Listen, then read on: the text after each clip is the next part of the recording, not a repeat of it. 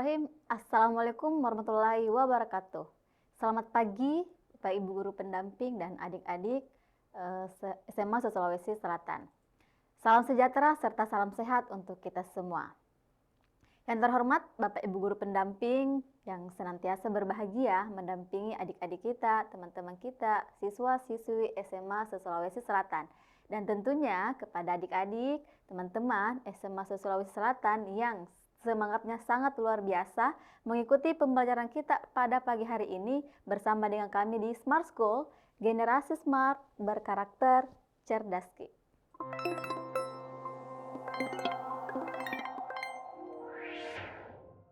Baik, kembali lagi bersama dengan saya, Istiqomah Abdi, bisa disapa dengan Kak Istik. Tentunya selama 40 menit ke depan akan membersamai teman-teman untuk membahas atau melanjutkan materi kita mengenai penalaran umum. Namun untuk hari ini kita khusus untuk latihan soal tentang penalaran umum. Sedikit saya ingin mereview, di penalaran umum itu ada 3 jenis soalnya. Yang pertama ada penalaran deduktif, induktif, dan kuantitatif. Nah, teman-teman sudah mengikuti semua materinya dan mungkin teman-teman ada yang masih ingat apa perbedaan dari ketiga jenis subtes tersebut. Saya ingin mereview, kalau misalkan jadi penalaran deduktif dan induktif itu dua-duanya itu biasanya itu lebih ke penarikan kesimpulan. Tapi apa yang membedakan untuk soal di induktif dan deduktif itu adalah cara penarikan kesimpulannya. Kalau teman-teman kemarin masih ingat, sempat juga ditampilkan bahwa kalau dia di deduktif, penarikan kesimpulannya itu menggunakan metode penarikan kesimpulan. Teman-teman mungkin masih ingat ya, ada ponens, tonens, kalau misalkan soalnya berbentuk kontor seperti apa, kalau misalkan kita mau menguji kevalidan kesimpulannya itu bagaimana. Nah, dan kualitas kesimpulan untuk deduktif itu dia sudah pasti benar. Karena dia harus merupakan turunan dari premis-premis. Dia tidak boleh menggunakan simpulan yang berdasarkan asumsi. Sedangkan untuk induktif, di induktif itu kualitas kesimpulannya itu dia mungkin benar. Nah, artinya dia tidak harus dia merupakan turunan karena dia soalnya bukan berbentuk premis, tapi dia biasanya berbentuk bacaan atau sebuah kasus. Dan kalau misalkan pernyataan di option itu sudah mendukung kasus-kasus yang dibahas di soal, berarti itu sudah dianggap kualitas kesimpulan yang mungkin benar. Jadi berbeda ya. Terus di induktif juga itu dia ada ciri-cirinya. Biasanya simpulannya itu dia apakah argumennya memperkuat atau dia memperlemah. Masih ingat apa bedanya ketika dia memperkuat atau memperlemah? Kalau dia memperkuat berarti kita cari option-option yang menunjang permasalahan atau kasus di soal. Sedangkan kalau dia yang memperlemah berarti optionnya itu pasti dia bertolak belakang dengan apa yang dibahas di soal. Atau bisa saja kalau misalkan di soalnya itu membahas manfaat, dia di option itu ada dampak negatif misalnya. Jadi dia kayak seolah-olah menjatuhkan apa yang ada di konteks soal. Makanya dikatakan dia memperlemah. Dengan kata lain, dia bukan penunjang dari kasus soalnya. Nah, sedangkan di penalaran kuantitatif itu dia lebih membahas tentang ke angka-angka atau di perhitungan dasar. Dia menggunakan perhitungan mulai dari K/Ku, kali, bagi, tambah, kurang. Kemudian operasi-operasi pecahan dan persen-persen. Bisa saja juga teman-teman mendapatkan soal di penalaran kuantitatif itu berbentuk soal cerita, tapi ujung-ujungnya pasti menggunakan K/Ku. Perkalian, pembagian, penjumlahan, dan pengurangan. Nah, tanpa berlama-lama lagi, mari kita bahas soal-soal untuk penalaran umum dimulai dari nomor 1. Oke, teman-teman bisa lihat soal nomor 1. Tak satu pun pahlawan yang korupsi. Semua guru adalah pahlawan. Simpulan yang tepat untuk premis ini adalah, nah teman-teman bisa lihat di sini itu adalah menarik kesimpulan. Nah, kalau misalkan dia berbentuk premis berarti ini adalah soal penalaran deduktif. Masih ingat teman-teman, di sini ada kata tak satu pun dan semua. Kalau misalkan ada kata universal dengan kata yang khusus, berarti ini adalah kalimat berkuantor. Nah, kemarin juga sudah dijelaskan, kalau ada semua ketemu semua, maka jawabannya pasti semua. Nah, ini tak satu pun itu juga mengandung universal karena tidak ada satupun berarti bisa dikatakan semua. Tapi di premis ini itu ada yang positif, ada yang negatif. Nah, ini itu adalah premis yang mengandung negatif. Sedangkan yang premis kedua itu adalah positif. Kalau misalkan negatif ketemu positif, maka kesimpulannya itu adalah negatif. Jadi kita cari kesimpulan atau option yang mengandung kata negatif. Nah, sekarang kita lihat coba option A. Semua yang korupsi adalah pahlawan. Ternyata ini tidak ada kata negatifnya. Ingat ya, kalau negatif itu berarti dia itu tidak ada atau tidak semua. Itu semuanya merupakan kalimat negatif. Berarti ini adalah positif. Kemudian B, semua yang tidak korupsi. Ada kata tidak, berarti ini negatif. C, semua pahlawan adalah guru. Nah, ini juga positif. Terus D, semua guru tidak korupsi. Oke, ini juga negatif. E, semua guru yang korupsi adalah pahlawan. Nah, ini adalah positif.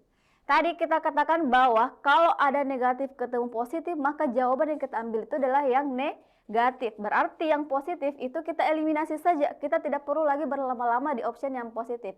Kita hapus. Berarti A kita coret, C juga kita coret, dan E juga kita coret.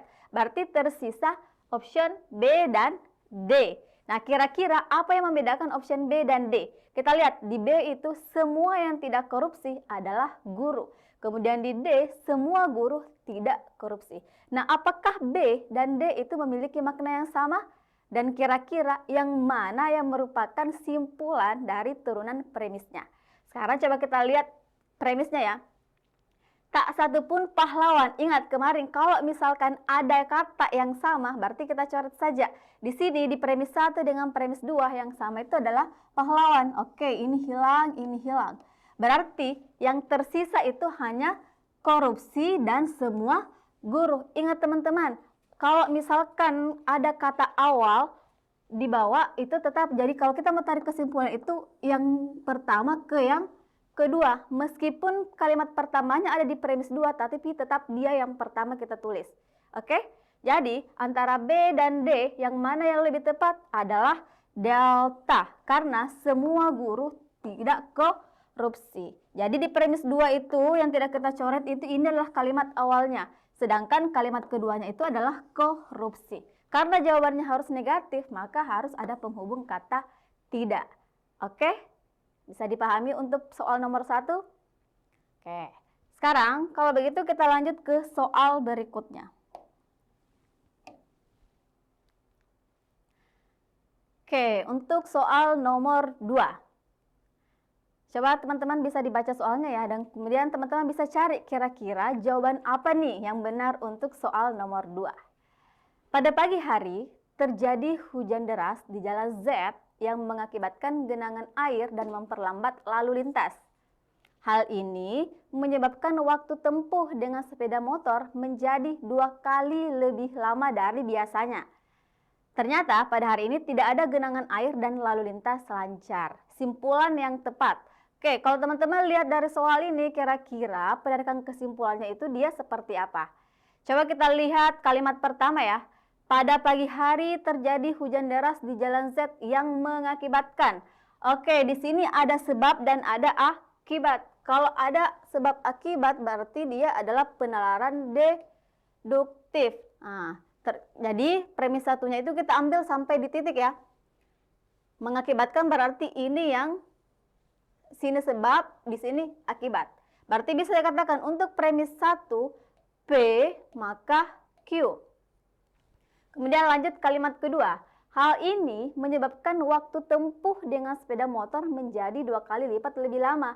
Nah, apa yang menyebabkan sepeda motor 2 kali lipat lebih lama itu adalah karena genangan air. Berarti untuk premis 2 kita tuliskannya Q maka R. Nah, lanjut di kalimat ketiga. Pada hari ini tidak ada genangan air dan lalu lintas lancar. Berarti di premis ketiga itu katanya tidak ada genangan air. Berarti dia adalah ingkaran Q. Nah teman-teman, kalau ada 3 premis bagaimana nih teman-teman menyelesaikan soalnya? Ingat ya teman-teman, biasanya soal-soal yang kalian dapat itu kan hanya 2 premis. Tapi kalau ada 3 premis itu biasanya itu untuk premis kedua hanya merupakan pelengkap saja. Jadi ini tuh merupakan pelengkap.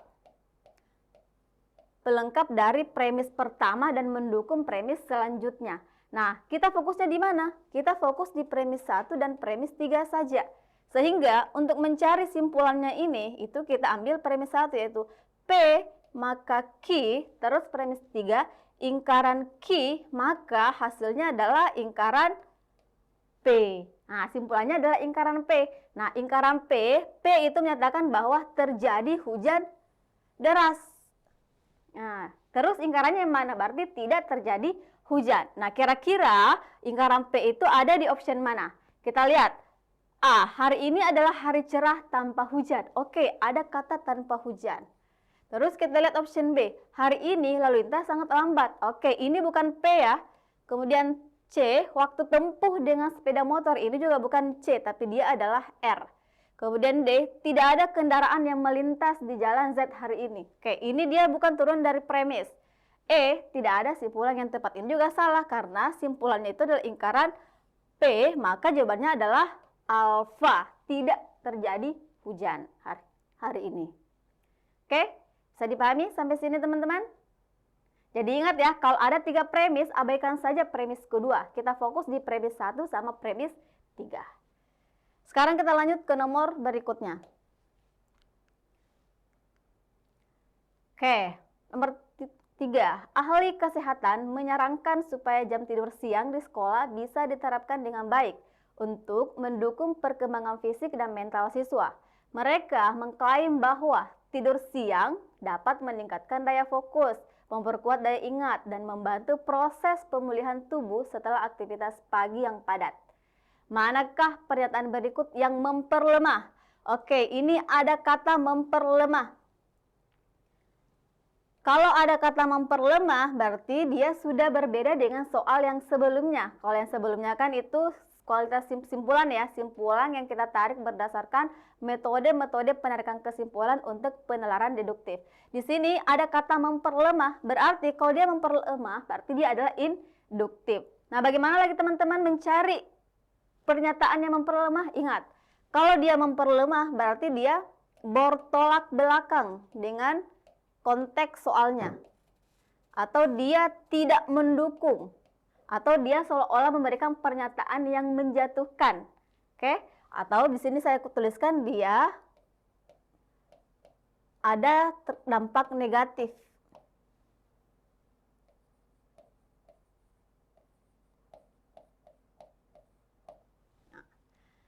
Kita lihat soal konteksnya. Ahli pandangan kesehatan gizi. Katanya, tidur siang di sekolah itu bisa diterapkan dengan baik untuk mendukung perkembangan fisik dan mental siswa. Jadi, tidur siang, perkembangan fisik dan mental. Kemudian, tidur siang juga, di sini ada juga kata tidur siang. Dapat meningkatkan daya fokus. Tidur siang dapat meningkatkan daya fokus, memperkuat daya ingat, dan membantu proses pemulihan tubuh. Nah, ternyata kalau kita lihat dari bacaan, ini semua yang dibahas di situ adalah manfaat tidur siang. Jadi, ada banyak manfaat tidur siang. Nah, kira-kira yang mana pernyataan yang tidak memperkuat atau yang membuat pernyataan tersebut lemah? Nah, kita lihat bagian A.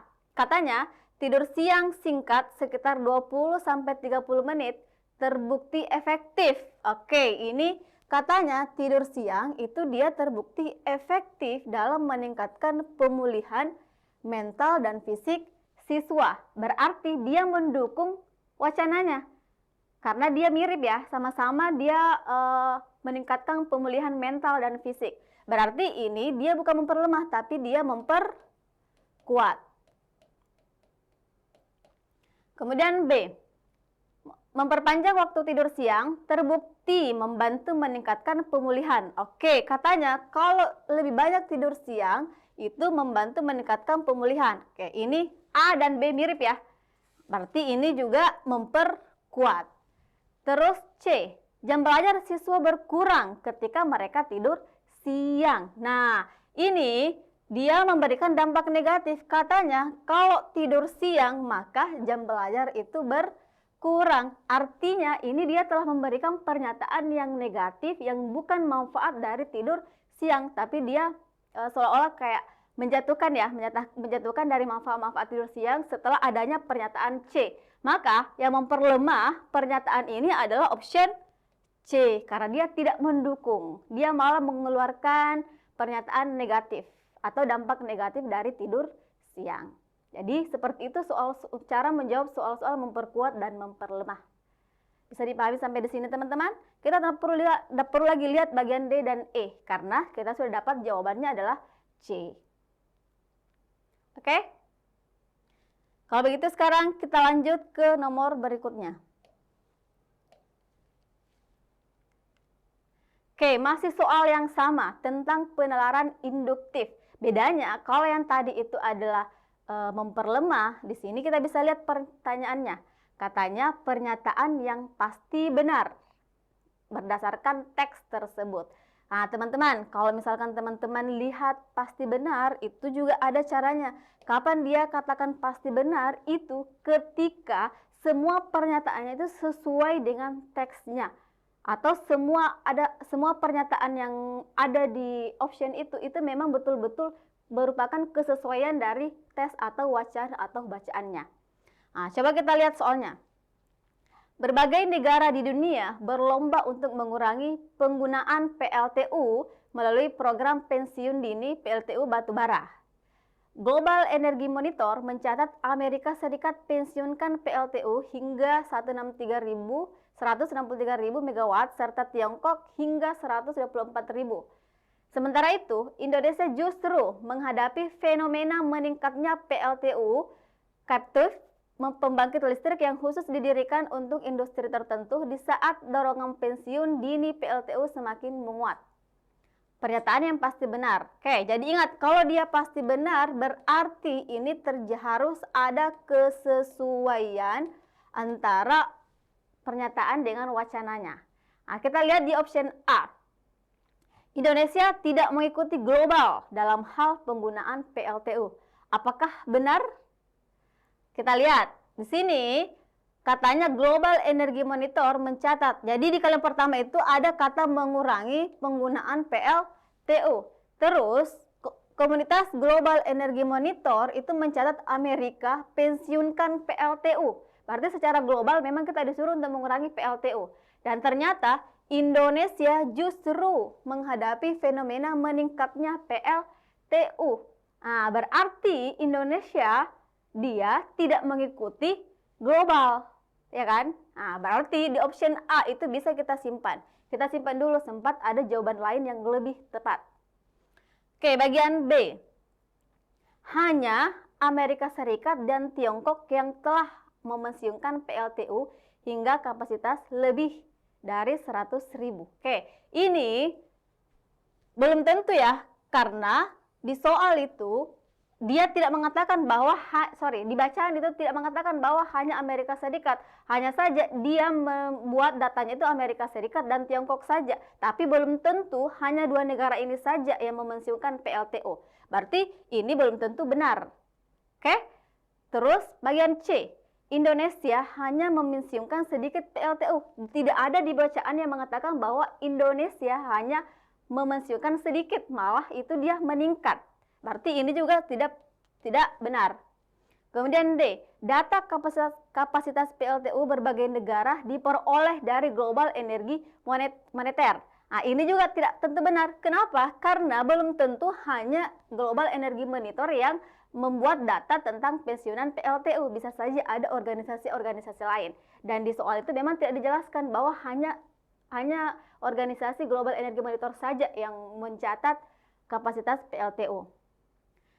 Dan berarti ini kita anggap bahwa belum tentu benar ya.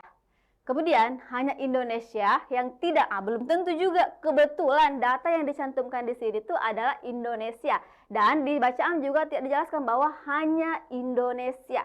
Dan di bacaan itu jelas bahwa Indonesia salah satunya.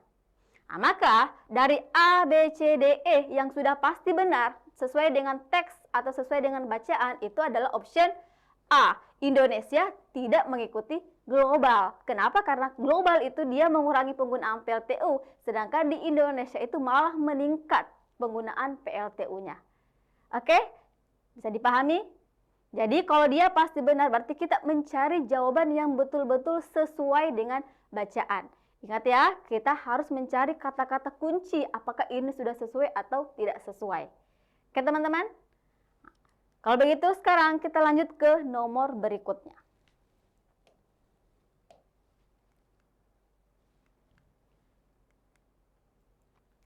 Oke, untuk soal selanjutnya itu adalah diperlihatkan diagram lagi. Jadi ingat, diagram itu bisa ada diagram batang dan diagram garis. Nah, untuk soal diagram ini adalah soal penalaran kuantitatif. Bagaimana caranya itu kita membuat kesimpulan berdasarkan grafiknya atau berdasarkan diagramnya. Ingat ya teman-teman, kalau teman-teman dapat soal seperti ini, teman-teman jangan langsung lihat grafiknya, tapi lihat langsung optionnya, kemudian sesuaikan dengan grafik. Oke? Sekarang kita lihat soalnya. Di bawah ini disajikan diagram penjualan toko parfum selama 3 tahun. Oke, dari tahun 2022, 2023, 2024. Jenis parfumnya parfum A, parfum B, dan parfum C. Kesimpulan diagram di samping adalah, oke, sekarang kita lihat option A. Jumlah penjualan parfum setiap tahun meningkat. Katanya, setiap tahun dia meningkat. Apakah itu terlihat pada grafik? Oke, kita lihat. Di tahun 2022, 2023, 2024, grafiknya itu turun. Kemudian dari sini dia naik.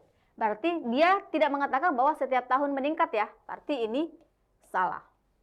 Kemudian B, jumlah penjual parfum C terbanyak setiap tahun adalah parfum C. Kita lihat di tahun 2022, C itu yang warna hijau. Nah, di tahun 2022 grafiknya itu yang paling tinggi adalah merah.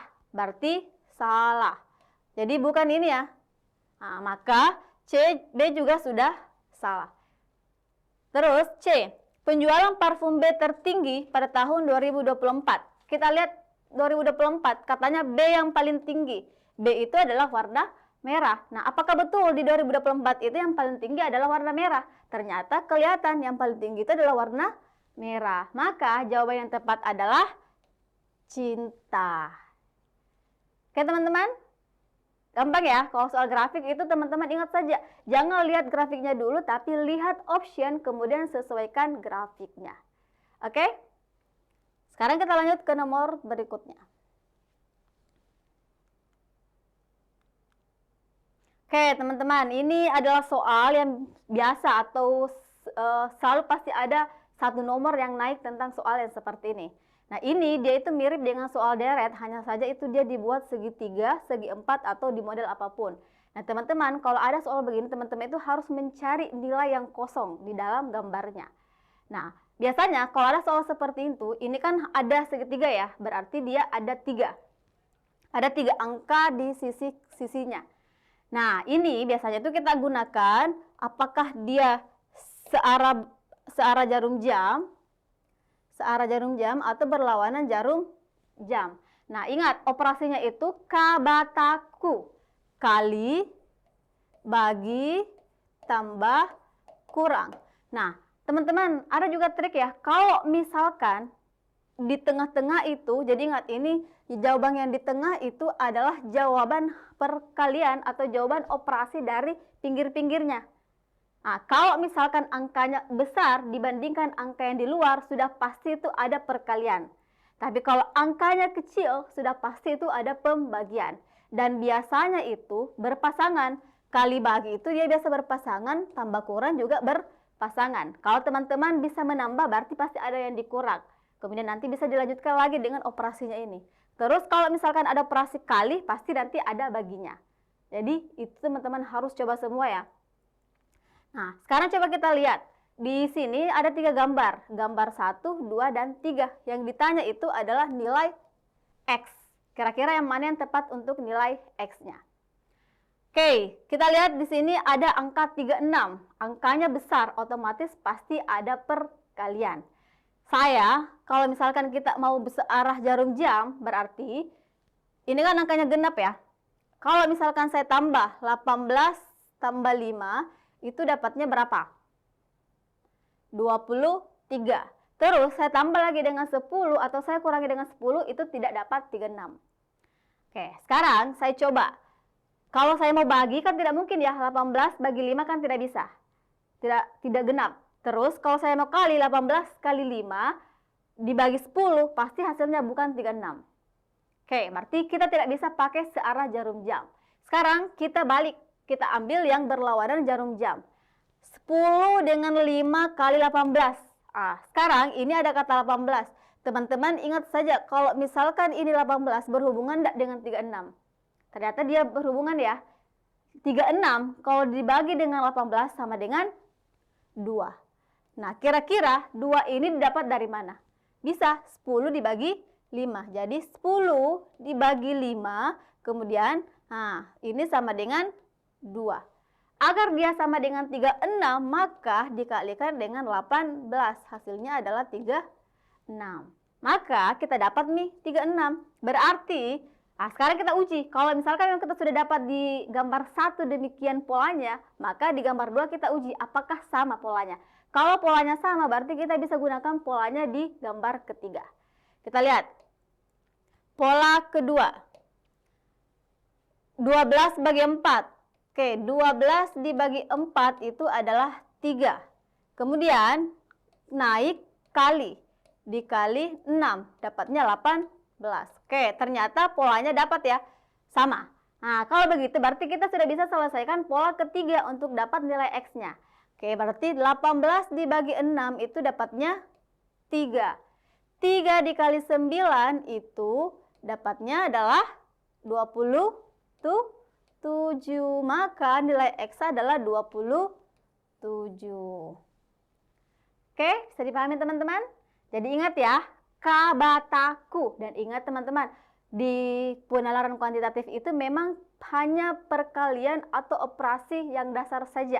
Jadi perkalian 1 sampai 10 itu teman-teman wajib hafal supaya tidak kebingungan saat melakukan perkalian atau pembagian. Oke, jadi ingat, coba saja kalau dia hanya 3 berarti teman-teman searah jarum jam atau berlawanan jarum jam.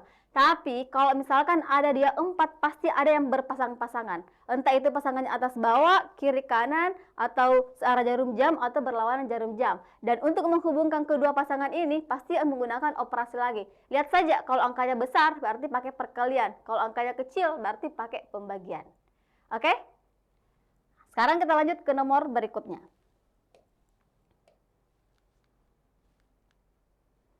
Oke, masih tentang angka-angka. Kalau angka-angka muncul seperti ini berarti dia adalah penalaran kuantitatif. Hasil perhitungan berikut ini yang nilainya melebihi 54% ditambah 55/4. Teman-teman, ingat ya, di soal UTBK itu meskipun angkanya rumit, tapi sebenarnya itu cara penyelesaian itu gampang teman-teman. Jadi kita tidak perlu pakai kalkulator, itu kita hanya pakai pendekatan saja. Dan yakin saja teman-teman, kalau teman-teman kalkulator ini, maka hasilnya itu pasti tidak ada di option. Karena memang soal dibikin itu hanya mencari jawaban-jawaban yang mendekati saja. Kalau misalkan angka awalnya sudah kita dapat, kita langsung ke option mana yang cocok. Oke? Nah, sekarang kita lihat angkanya. Yang mana yang melebihi dari 54% ditambah 55/4. Oke, 54% itu sama kalau saya katakan 54/100. Kemudian 55/4, ingat ini adalah pecahan campuran. Kalau dia pecahan campuran itu harus lagi diubah ke pecahan biasa. Karena ini adalah biasa, berarti di sebelahnya juga harus menjadi pecahan biasa. Masih ingat cara mengubah campuran menjadi biasa? Jadi dari bawah ke samping itu kali terus sini ditambah. Nah, berarti 4 kali 5 adalah 20, tambah 5 adalah 25/4. Nah, bagaimana cara kita hasilnya? Di sana itu ada yang desimal, ada yang pecahan. Kita ambil desimalnya dulu. Ini kalau saya desimalkan 54 bagi 100 berarti 0,54. Dua angka di belakang koma. Kenapa? Karena di sini ada 2 0. Maka kita buat 2 angka di belakang koma. Kenapa harus desimal? Karena dia pembagian. Ditambah 25/4. Oke, 25 dengan 4. 25 bagi 4 kan tidak habis ya, ada sisa. Berarti kita cari yang mana kira-kira yang bisa dibagi 4. Apakah dinaikkan 25-nya atau diturunkan? Nah, kalau kita bulatkan ke atas 30 juga tidak habis, berarti kita turunkan ya, atau 26. 25 dibagi 4, itu bisa saya ambil, bulatkan ke bawah saja 24.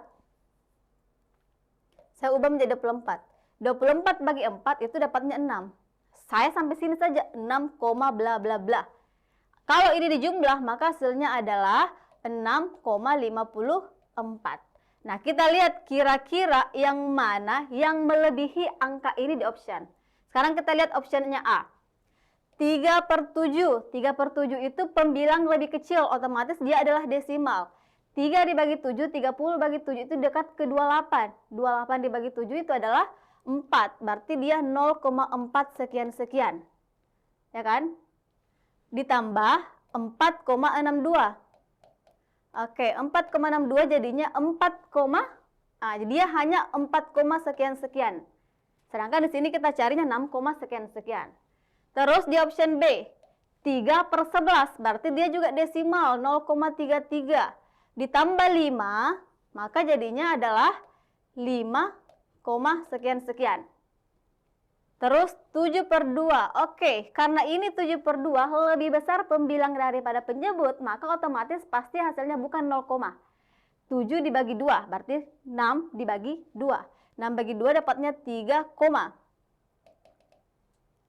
6 bagi 2 ya, oke, 6 bagi 2 itu 3, sekian-sekian, ditambah dengan 3,23, dapatnya itu adalah 3 tambah 3, 6,23. Kemudian bagian D, 7/3, 6 bagi 3 dapatnya 2, sekian-sekian. Kalau dijumlahkan dengan ini dapatnya hanya 4, sekian-sekian. Terus 9/4. Oke, kalau dia 9/4 berarti 8 dibagi 4 ya, dapatnya 2, dijumlahkan dengan ini jadinya hanya 5, Nah, kira-kira yang mana nih yang memungkinkan lebih besar daripada 6,54? Nah, ini kan sudah tidak mungkin ya, karena dia hanya 4, sedangkan yang kita butuhkan itu adalah 6, berarti ini salah. Ini juga salah. Ini juga salah. Nah, ini juga salah. Ternyata yang memungkinkan itu adalah yang C. Meskipun kalian lihat bahwa lebih besar kini, tapi yang memungkinkan jawaban yang paling tepat itu adalah C. Oke, karena di sini kan kita teruskan ya berapa angkanya. Oke, jadi ingat kalau ada soal seperti ini teman-teman hanya mencari pendekatan saja, tidak perlu dicari sampai tuntas angkanya. Kalau misalkan ada angka yang tidak habis dibagi, dia carikan angka yang bisa habis dibagi dengan angka tersebut. Jadi teorinya itu hanya mencari pendekatan saja. Oke? Bisa dipahami sampai sini ya teman-teman. Sekarang kita lanjut ke nomor berikutnya. Wah. Oke, soal nomor 8. Sebagian penerbang Makassar Banjarmasin dan sebaliknya melakukan 1 kali transit. Transit tersebut dilakukan, ini maksudnya Makassar dan Banjarmasin ya, tetapi tidak keduanya. Sabian diketahui terbang dari Makassar menuju Banjarmasin. Simpulan yang berdasarkan informasi tersebut adalah Sabian akan berhenti atau transit di Makassar dan Banjarmasin. Manakah pernyataan berikut yang menggambarkan kualitas kesimpulan? Yang mana yang menggambarkan kualitas kesimpulannya? Apakah pasti benar? Apakah pasti salah? Atau mungkin benar? Atau tidak relevan? Atau bahkan tidak ada kesimpulan? Ingat teman-teman, kalau pasti benar berarti itu sesuai dengan bacaan. Kalau pasti salah berarti dia tidak sesuai. Kalau mungkin benar bisa saja itu dia memiliki makna yang sama. Kemudian kalau tidak relevan berarti kesimpulannya itu tidak berkaitan dengan bacaan. Oke? Nah, sekarang kita lihat. Katanya penerbangan Makassar Banjarmasin. Jadi ini Makassar ya. Makassar. Ini juga Banjarmasin. Ini juga Makassar. Ini juga Banjarmasin. Katanya dia transit itu ada kata atau, tapi tidak keduanya. Jadi hanya salah satu saja. Dia tidak boleh transit di keduanya. Mau dia transit di Makassar, transit juga di Banjarmasin. Tapi dia hanya salah satunya saja. Sedangkan simpulannya itu dia adalah kata dan. Kalau ada kata dan berarti bisa dua-duanya. Nah, ini sudah bertentangan dengan konteks wacananya. Karena di wacana itu hanya kata atau. Kalau atau berarti salah satu saja. Sedangkan di simpulan menggunakan kata dan. Maka kualitas kesimpulannya itu adalah pasti salah. Karena dia tidak sesuai dengan konteks soalnya atau konteks bacaannya. Oke? Gampang ya. Jadi kalau untuk mencari kualitas kesimpulan, lihat saja apakah dia betul-betul simpulan yang dihasilkan itu sesuai dengan bacaannya. Oke teman-teman. Oke, sekarang kita lanjut ke nomor berikutnya. Oke, soal nomor 9. Usia Irma 2 kurangnya dari 1,5 kali usia Anastasia. Jika jumlah usia Irma dan Anastasia adalah 43 tahun, usia Irma 5 tahun yang lalu adalah. Nah, ini kita disuruh mencari usia. Kira-kira teman-teman kalau dapat soal seperti ini, bagaimana cara penyelesaiannya? Nah, ini kita ibaratkan variabel-variabel ya. Kalau misalkan Irma, saya anggap variabel I. Anastasia, saya anggap variabel A. Supaya kita tidak menulisnya terlalu panjang. Nah, kita lihat. Katanya Irma 2 kurangnya dari 1,5 usia Anastasia. Berarti ternyata usia Irma itu adalah 1,5 Anastasia dikurang 2. Karena katanya dia 2 kurangnya. Oke? Terus ada lagi kata, jika jumlah usia Irma dan Anastasia 43. Kita jumlah Irma ditambah Anastasia itu adalah 43. Maka Irma 5 tahun yang lalu, berarti usia Irma hari ini dikurangi 5 tahun yang lalu itu berapa? Nah, kita sekarang selesaikan bagaimana cara penyelesaian soalnya kalau misalkan teman-teman dapat soal usia-usia. Ini kita menggunakan substitusi-substitusi ya. Nah, di I itu ada 1,5A kurang 2. Tapi tidak ada nilai A. Yang ada itu hanya bisa nilainya I. Jadi, dari yang kedua ini,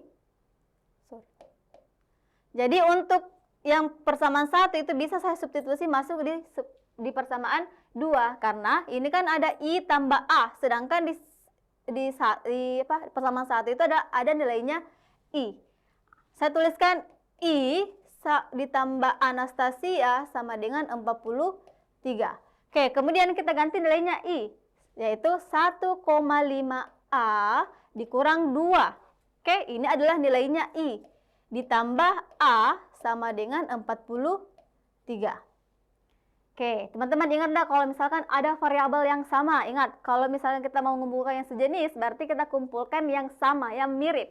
Ini mengandung A, ini tidak mengandung A, berarti dia tidak sejenis. Yang mana sejenisnya adalah yang ini dengan yang ini. Berarti 1,5 tambah 1. Ingat, kalau ada variabel tidak ada angka, maka itu adalah bernilai 1. 1,5 ditambah 1 itu adalah 2,5A. Kemudian sama dengan 43. Ini pindah. Kenapa dia pindah ke kanan? Karena dia sejenisnya dengan 43. Sama-sama tidak mengandung variabel. Nah, kalau dia sudah pindah tempat, artinya misalkan ini kamar 1, terus dia pindah ke kamar 2, dipisah oleh sama dengan. Kalau dia sudah berpindah kamar, maka itu tandanya berubah. Jadi dia selalu lawan yang diambil. Kalau di sini minus, maka pindah menjadi plus 2. Maka jadinya 2,5A sama dengan 45. Maka A sama dengan 45, ini kan kali, pindah menjadi bagi. 45 dibagi 2,5 itu kita bisa jadinya 450 per 25. Nah, sekarang kita sederhanakan. Ingat, kalau ada angka besar kita sederhanakan. Masing-masing bagi 5, dapat 5. Ini dapat 90. 5 masih bisa bagi 5. Ini dapat 1, ini dapatnya 18. Berarti tersisa 18 dibagi 1, dapatnya adalah 8. Maka usia Anastasia itu adalah 18 tahun. Nah, karena usia Anastasia 18 tahun, berarti kita bisa cari usianya Irma. Kita kasih masuk di sini. Irma ditambah Anastasia kan 18 ya, berarti saya ganti. 18 sama dengan 43.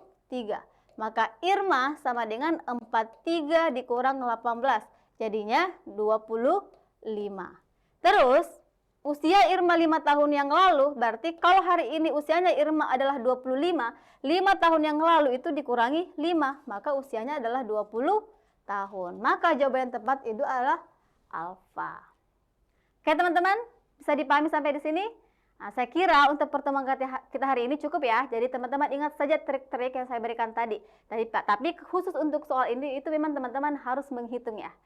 Nah, saya kira cukup untuk hari ini. Saya berterima kasih untuk teman-teman yang hadir hari ini dan saya mengucapkan selamat menjalankan ibadah puasa bagi yang menjalankan dan semoga apa yang kita pelajari bermanfaat dan teman-teman bisa sukses dalam ujian SNBT. Sekian dari saya. Assalamualaikum warahmatullahi wabarakatuh.